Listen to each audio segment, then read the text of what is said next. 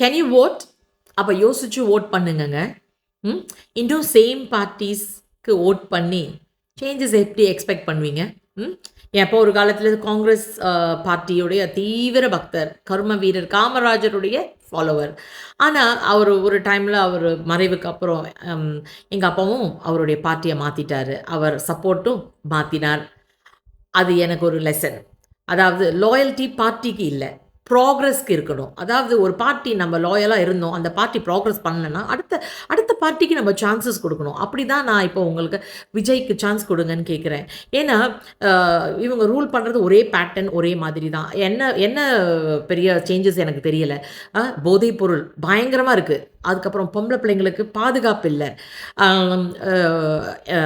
Development ஒரு சில இடங்களில் தான் இருக்குது, not all over the state இல்லை. ஏன்னா நான் வருஷத்துக்கு ஒரு வாட்டி ஊருக்கு வரும்போது நான் பார்த்துட்டு தான் இருக்கேன், ஒன்றும் சேஞ்சஸ் இல்லை. இங்கே பிள்ளைங்க நடுராத்திரியில் நடந்து தனியாக போகிறாங்க. நம்ம ஊரில் அந்த பிள்ளைங்க நடக்க முடியுமா?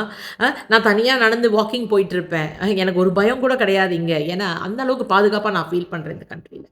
ஆனால் நம்ம கண்ட்ரியில், நம்ம தமிழ்நாட்டில் நம்மளுக்குமா போதைப் பொருளுக்கு அடிமையாயிட்டு போயிட்டுருக்காங்க, குடி பழக்கத்துக்கு அடிமையாயிட்டு எனக்கு தெரிஞ்சே நிறைய பேர் லிவர் ஃபெயிலியர் போயிட்டு இறந்து போகிறாங்க. ஸோ இதெல்லாம் நீங்கள் என்ன பண்ணுங்கள், யோசித்து ஓட் பண்ணுங்கள். கண்டிப்பாக விஜய்க்கு ஓட் பண்ணுங்கள், யங்ஸ்டர்ஸ்க்கு ஓட் பண்ணுங்கள், புதுசாக வரவங்களுக்கு சான்ஸ் கொடுங்க. கண்டிப்பாக இஸ் அ டிட்டர்மின்ட் லீடர். அவர் எடுத்த காரியத்தை கண்டிப்பாக முடிப்பார். கண்டிப்பாக நல்ல ஒரு ஃப்யூச்சரை நம்ம பிள்ளைங்களுக்கு அவர் தருவார்.